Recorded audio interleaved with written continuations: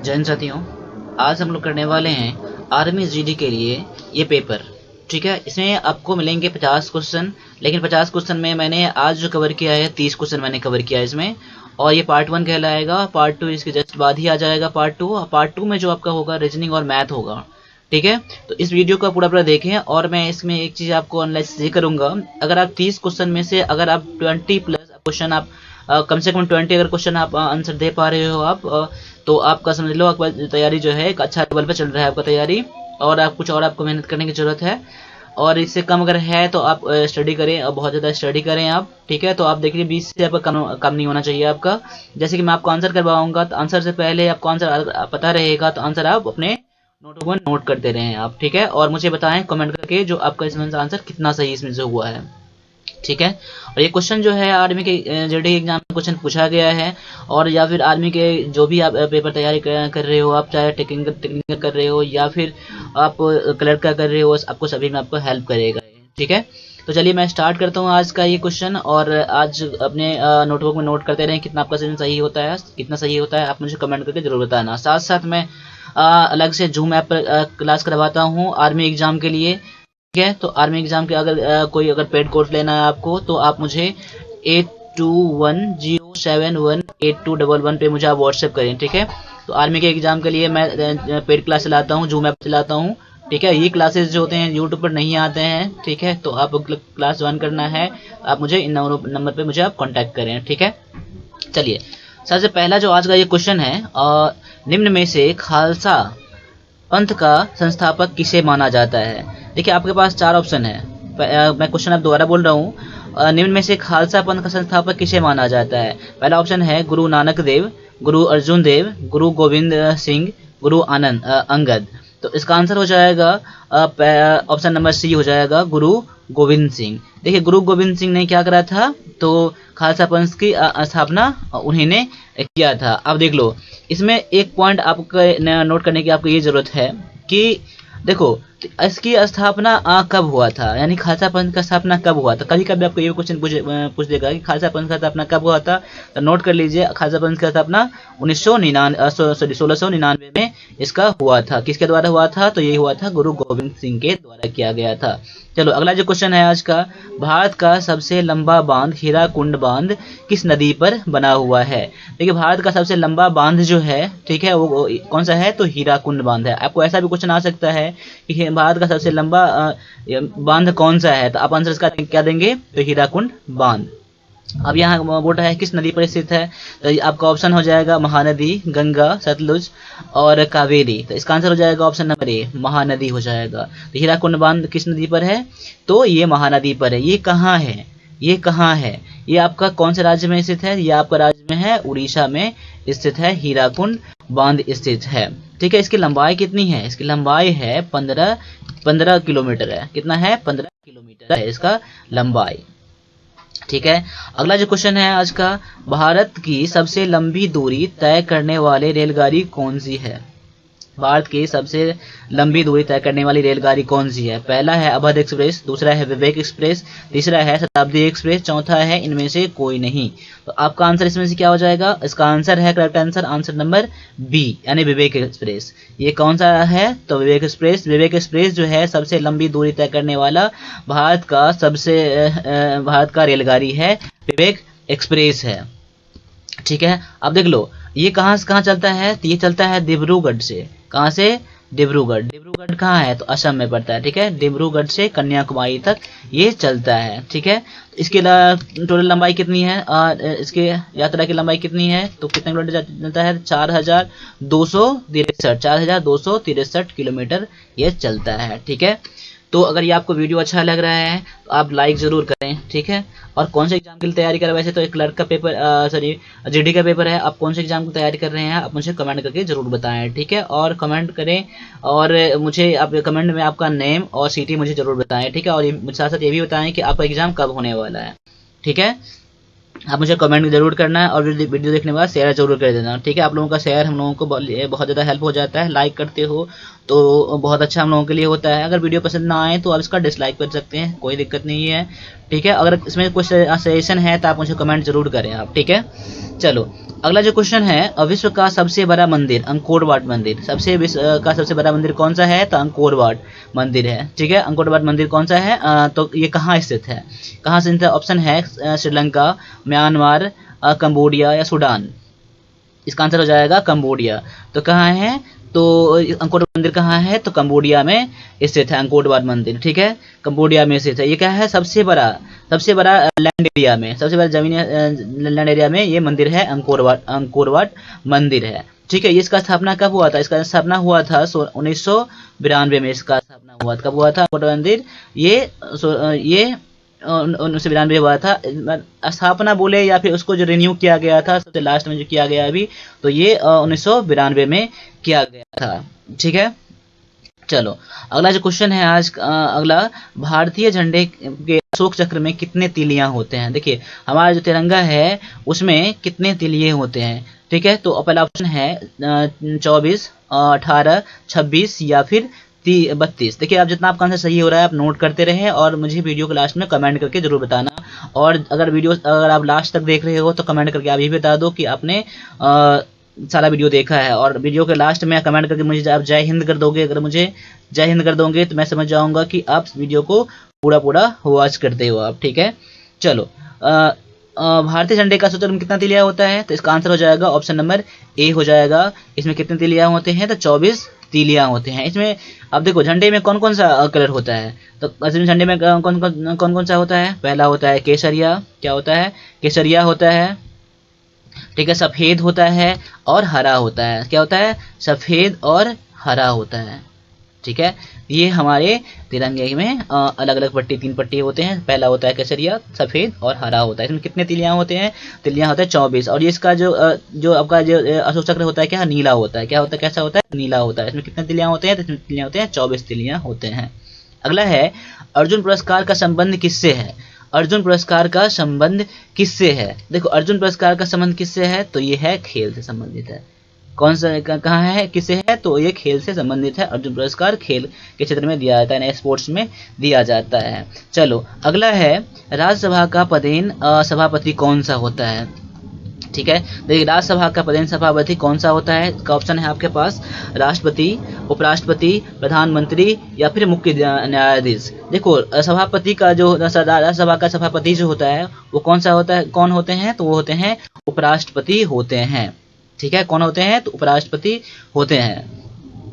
चलो और इसका जो कार्यकाल होता है कितने वर्षों का होता है? इसका कार्यकाल होता है 5 वर्षों का कार्यकाल होता है।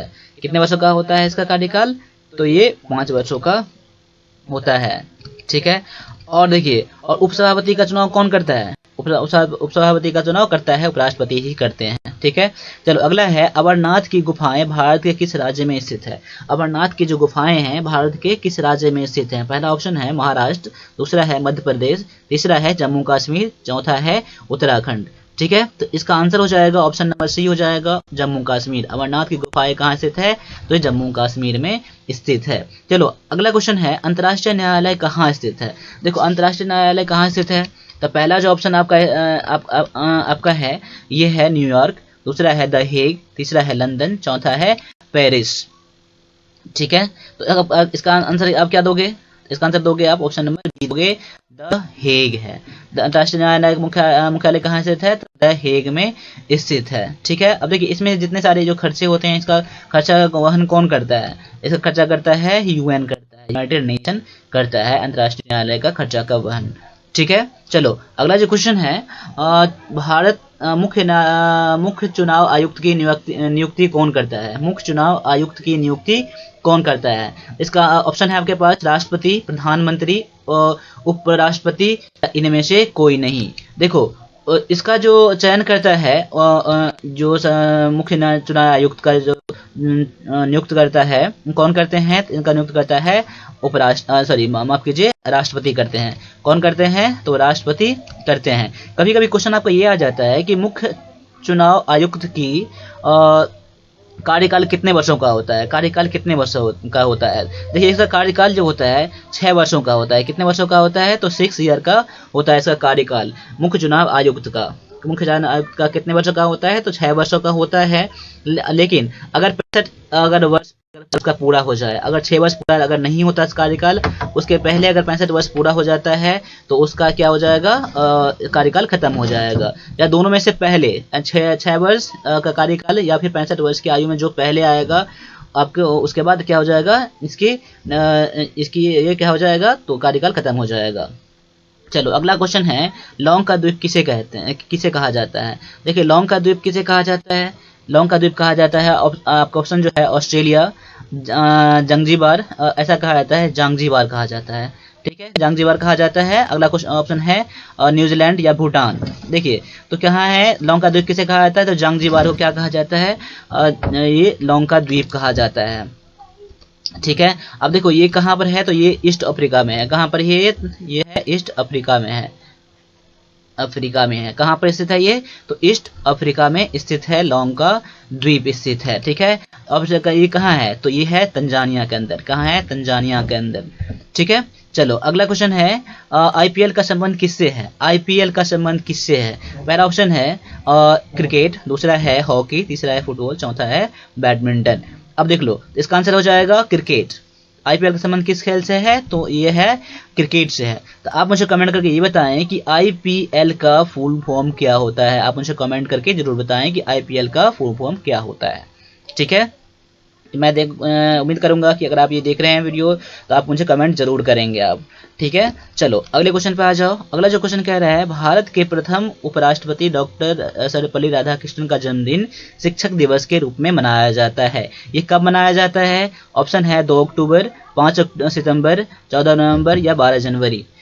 तो इसका आंसर हो जाएगा 5 सितंबर। 5 सितंबर शिक्षक दिवस के रूप में मनाते हैं हम लोग। तो क्यों मनाते हैं? तो डॉक्टर सर्वपल्ली राधाकृष्णन के जन्मदिन के दिवस पर मनाते हैं हम लोग, शिक्षक दिवस मनाते हैं। ठीक है, अगला क्वेश्चन है, हिंदी दिवस कब मनाते हैं? हिंदी दिवस कब मनाते हैं? ऑप्शन है 21 जून, 16 सितंबर, 14 सितंबर और 16 अक्टूबर। इसका आंसर हो जाएगा ऑप्शन नंबर सी हो जाएगा, 14 अक्टूबर हो जाएगा। ठीक है, चलो अगला क्वेश्चन है, सिंधु घाटी किससे बनती है? सिंधु घाटी किससे बनी है? सिंधु घाटी किससे बनी है? देखो पहला ऑप्शन है भंगूर की, ईंटों की, लोहे की या इनमें से कोई नहीं। तो इसका आंसर हो जाएगा ऑप्शन नंबर बी, किसका हो जाएगा? तो ईंटों के हो जाएगा। तो ये अभी था जनरल नॉलेज का सेक्शन ए का ये क्वेश्चन था, 15 क्वेश्चन। अब आते हैं सेक्शन बी पर आते हैं, और इसमें जो पढ़ेंगे हम लोग जनरल साइंस पढ़ेंगे हम लोग। जनरल साइंस से 15 क्वेश्चन मिलेंगे आपको, तो देख लीजिएगा इसमें से 30 क्वेश्चन, 15 क्वेश्चन इसमें हो गया।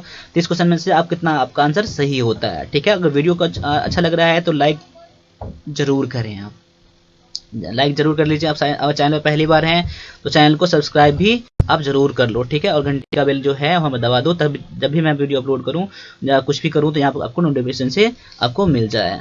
ठीक है, चलिए आते हैं सेक्शन बी पर आते हैं। देखो सेक्शन बी जो है ये है जनरल साइंस का।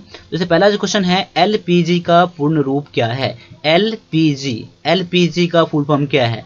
एलपीजी का फुल फॉर्म क्या होता है? इंग्लिश में क्या होता है? इसमें तो हिंदी में दिया गया है यहाँ पर। इंग्लिश में क्या होता है? लिक्विड पेट्रोलियम गैस होता है। क्या होता है?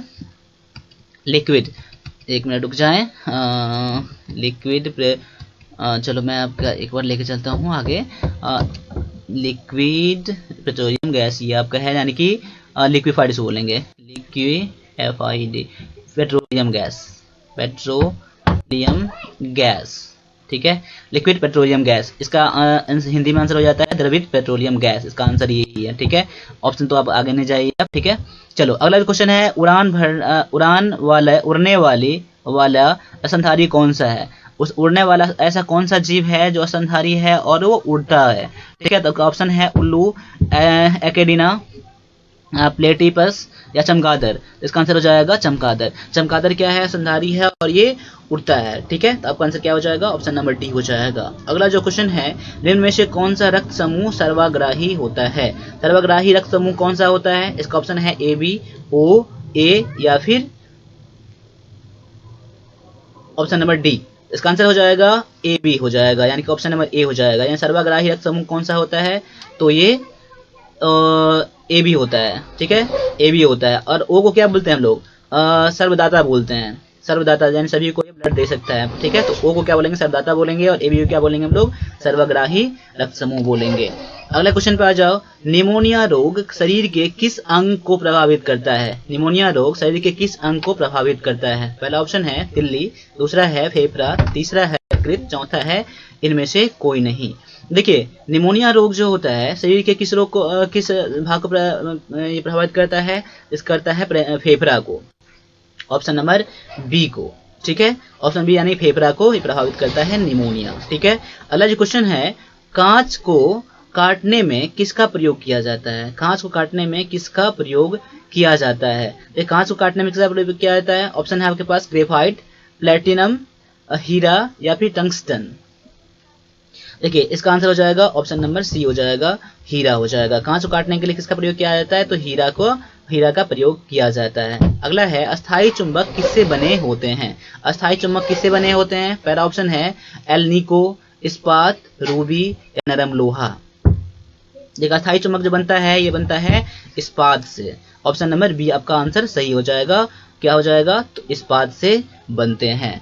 चलो, अगला जो क्वेश्चन है, जो कि जनरल साइंस का सेक्शन बी है ये, ठीक है। तो क्या है, अब विटामिन डी की कमी से कौन सा रोग होता है? विटामिन डी की कमी से कौन सा रोग होता है? पहला ऑप्शन है रिकेट्स, बेरी, रतौंधी या स्कर्वी। तो इसका आंसर हो जाएगा ऑप्शन नंबर ए हो जाएगा। क्या हो जाएगा? तो रिकेट्स हो जाएगा। देखिए यार, इसका नोट जरूर बनाएं, ठीक है। अगर ये क्वेश्चन पता नहीं है तो नोट जरूर बनाएं, नोट को रिवीजन जरूर करें आप, ठीक है। और भी कोई क्वेरी है, कुछ भी आग्रह है, तो आप मुझे इस नंबर पर मुझे आप कांटेक्ट कर सकते हो, ठीक है। अगर मेरा नंबर कभी बंद मिले आपको तो मुझे व्हाट्सएप जरूर करना है, मैं व्हाट्सएप जरूर रिप्लाई करता हूँ, ठीक है। चलो, अगला क्वेश्चन है, वायुमंडल में ऑक्सीजन की मात्रा कितने प्रतिशत पाई जाती है? वायुमंडल में ऑक्सीजन कितना प्रतिशत पाया जाता है? ऑप्शन है 0.93%, 0.03%, 78% या 21%। देखिए, इसका आंसर हो जाता है ऑप्शन नंबर डी हो जाएगा। क्या हो जाएगा? कितने प्रतिशत? तो 21% पाया जाता है। अगला है, पौधों में खाना बनाने की प्रक्रिया को क्या कहते हैं? पौधों में जो खाना बनाते हैं, पौधे जो खाना बनाते हैं, उस प्रक्रिया को क्या कहते हैं? पहला ऑप्शन है प्रकाश संश्लेषण, ठीक है। दूसरा है वाष्पोत्सर्जन, जाइलम या इनमें से कोई नहीं। इसका आंसर हो जाएगा ऑप्शन नंबर ए हो जाएगा। प्रकाश संश्लेषण कहते हैं खाना बनाने की प्रक्रिया को, ठीक है। ऑप्शन नंबर ए आपका आंसर हो जाएगा। चलो, अगला जो क्वेश्चन है, मनुष्य के शरीर में कितनी हड्डियां पाई जाती है? मनुष्य के शरीर में कितनी हड्डी पाई जाती हैं? ऑप्शन नंबर है 206, 639, 320 या 170।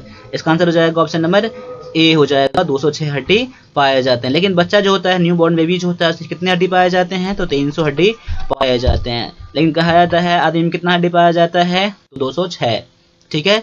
अगला है, एनीमिया रोग किसके कमी से होता है? एनीमिया रोग जो होता है किसके कमी से होता है? पहला ऑप्शन है कॉपर, दूसरा है आयरन, तीसरा है प्रोटीन या इनमें से कोई नहीं। देखिए, एनीमिया रोग जो होता है किसके कमी से होता है? तो आयरन के कमी से होता है, यानी कि ऑप्शन नंबर बी आपका आंसर सही है। अगला है, जिप्सम का सूत्र क्या है? जिप्सम का सूत्र क्या है? तो पहला ऑप्शन है CaSO4 2H2O CaSO4 CaSO4H2O। तो इनमें से कोई नहीं। तो देखिए, जिप्सम का सूत्र जो होता है क्या होता है? CaSO4 2H2O होता है। इसको याद कर लें आप। चलो, अगले क्वेश्चन पर आते हैं। रेडियो में क्या होता है? रेडियो में क्या प्रयोग किया जाता है? दृश्य धारा या प्रत्यावर्ती धारा या फिर स्पीकर या एंटीना या फिर इनमें से कोई नहीं। तो इसका आंसर हो जाएगा ऑप्शन नंबर सी हो जाएगा। रेडियो में क्या होता है, क्या प्रयोग किया जाता है? तो स्पीकर का और एंटीना का प्रयोग किया जाता है। चलो, अगला क्वेश्चन है, गेंद जब लुढ़कती है तो वह प्रक्रिया किस कारण होती है? पहला ऑप्शन है लोटनी घर्षण या सर्पी घर्षण या चक्रीय घर्षण या इनमें से कोई नहीं। देखिए, जब गेंद जो लुढ़कती है तो उस प्रक्रिया को किस कारण से होता है? तो लोटनी घर्षण के कारण होता है। इसलिए आपका आंसर क्या हो जाएगा? ऑप्शन नंबर ए हो जाएगा, लोटनी घर्षण। अगला क्वेश्चन है, मछलियां किस अंग से सांस लेती है? मछलियां किस अंग से सांस लेती है? पहला ऑप्शन में है फेफड़ा, दूसरा है गिल्स, तीसरा है धमनी, चौथा है इनमें से कोई नहीं। तो ये इसका आंसर हो जाएगा, मछलियां जो सांस लेती है ऑप्शन नंबर बी, यानी गिल्स से सांस लेती है, यानी गलफट से सांस लेती है। तो आज के लिए मैंने 30 क्वेश्चन करवाया है। अभी मैं जस्ट लेके आ रहा हूँ पार्ट 2 में हम लोग करेंगे रीजनिंग और मैथ करेंगे। अगर आप मेरे चैनल को सब्सक्राइब नहीं किए तो सब्सक्राइब जरूर कर लें, ताकि जब भी मैं वीडियो अपलोड करता हूँ आपको ये मिलता रहे, ठीक है। चलो, तो आज के लिए इतना ही। चलो, मिलते हैं अगले क्लास में, तब तक के लिए जय हिंद।